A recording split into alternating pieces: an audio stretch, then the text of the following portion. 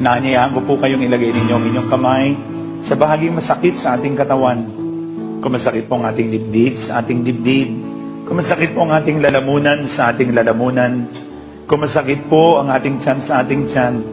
Ano man ang ating diferensya ngayon, hayaan mong ibuing ka ng Panginoon sa tulong na rin ng mahal na Birhen. Ano man ang ating mga pinagdaraanan ngayon, ano man ang ating mga problema ngayon, kadiliman ng buhay, pagsubok, at nararanasang mga challenges sa buhay mo.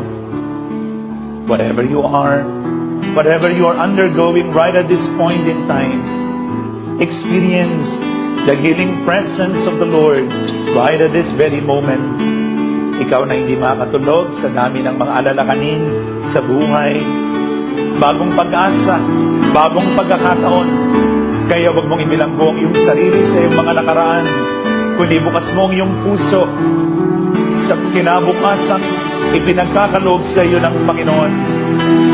I would like to God all the blessings that God has given you is also graceful here for you.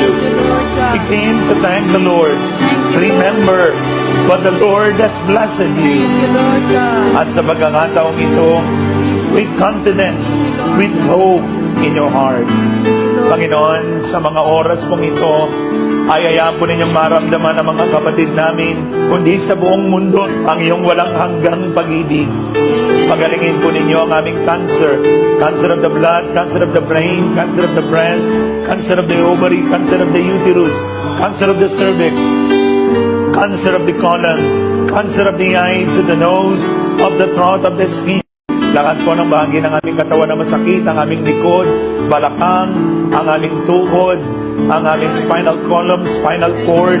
Panginoon, anuman po ang aming mga sakit na tinataglay ngayon, hayaan po ninyong maramdaman namin ang espesyal na bendisyon sa aming karamdamang pisikal, karamdamang emosyonal, karamdamang espiritual. Sa lahat po ng aming mga pinagdaraanan ngayon, hayaan po ninyong maramdaman namin ang iyong espesyal na paggabay. And in the name of Jesus, Son of the living God, through the power of the Holy Spirit, through the powerful intercession of the Blessed Virgin Mary, as the Mother of God, as I anoint and bless you, in the name of the Father, and of the Son, and of the Holy Spirit. Amen.